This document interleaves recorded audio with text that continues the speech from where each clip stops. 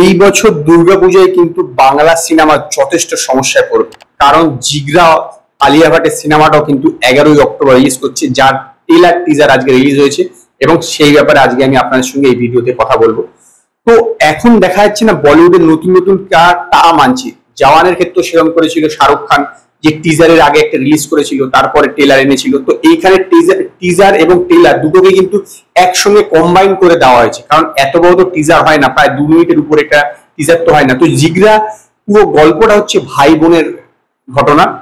কোনো জায়গায় আলিয়া ভাট এবং তার ভাই যে রোলটা করেছে বেদান্ত রানে, সে দুবাইতে বা কোনো আরবিয়ান কান্ট্রিতে কাজ করতে যায়, সেখানে কোনো কারণে কিছু একটা খুনের মামলা বা কিছুতে তার জেল হয় বা মানে মৃত্যুদণ্ড এরকম হয়। তো আলিয়া ভাট তাকে সেই জেল থেকে কিভাবে ছাড়িয়ে আনছে, এইটি হচ্ছে এই জিগরা সিনেমার গল্প হতে চলেছে। যতটুকু আমি এই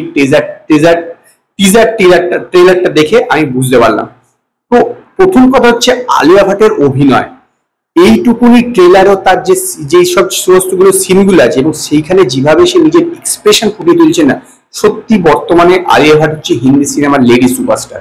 তার জন্য কিন্তু দর্শক হলে যাবে এই সিনেমাটা দেখতে, কারণ এইটা দেখেই টিজারটা দেখেই লোক অ্যাট্রাক্টিভ হবে শুধুমাত্র আলিয়া ভাটের জন্য।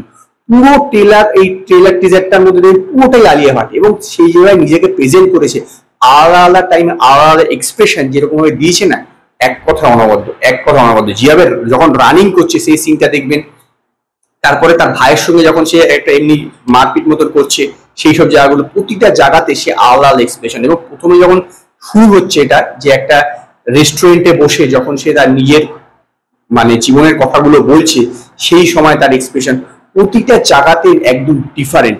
ভাসানবালা এর হচ্ছে ডাইরেক্টর, যে এর আগে রামান রাঘব ডাইরেক্ট করেছে, তারপরে আমির ডাইরেক্ট করেছে। তো স্বাভাবিকভাবে এটা একটা জবরদস্ত থ্রিলার হতে যাচ্ছে, নো ডাউট। আমি এই বিষয়ে নিশ্চিত যে সিনেমাটা সুপার ডুপার হিট হবে। এবং বড় কথা হচ্ছে যে একজন মানে হিরোইন যে একটা সিনেমাকে টেনে নিয়ে যেতে পারে, কিন্তু এই সিনেমাটা দেখলে বুঝতে পারবেন জিগরা যে একেও একটা সুপার হিট করবার জায়গাতে নিয়ে যাবে। আমার বিশ্বাস যে সিনেমাটা যেরকম আমি টিজারটা দেখে যা মনে হলো, তাতে কিন্তু 100 কোটি টাকার উপরে বিজনেস করবে। কারণ সত্যি বলতে গেলে একটা থ্রিল কিন্তু আপনি ফিল করবেন যে আলটিমেটলি একটা মেয়ে সেই আরবিয়ান কান্ট্রিতে গিয়ে তার ভাইকে ছাড়িয়ে নিয়ে আসছে, এবং সেই যে পদ্ধতিটা দেখাচ্ছে, যেরকম এক্সপ্রেশন, তার পাশাপাশি ওই যে অ্যাকশনের যে সিনটা, যেখানে একটা হাতুড়ি নিয়ে সে জাস্ট উঠছে, মানে ভেবে দেখুন যে হাতুড়ি নিয়ে জাস্ট উঠছে মার্বেলে, মানে কতটা সে ফিয়ারলেস যে ভাইকে ছাড়িয়ে আনতে হবে। কারণ হয়তো আমার যতদূর যা মনে হলো, এখানে একটা জায়গায় কথা আছে যে মেয়ের ভাইকে পাস জাদা ওয়াক্ত নিয়ে, সেই জন্য আমার ধারণা যে হয়তো কোনো মৃত্যুদণ্ড দেওয়া হয়েছে, যেরকম হয়ে থাকে না, তো সেই জন্য সে নির্দিষ্ট সময়ের মধ্যে তাকে ছাড়িয়ে আনতে হবে। তো ওভারঅলি আমার এই জিগরার ট্রেলার টিজারটাকে সত্যি খুব ভালো লেগেছে, এবং সেই কারণে আমি একে 5-এর মধ্যে 4টে স্টার দেবো। যদি আপনারা জিগরার ট্রেলার টিজারটা দেখে থাকেন, আপনারা আমার কমেন্টে জানাবেন আপনাদের এটা কিরকম লেগেছে।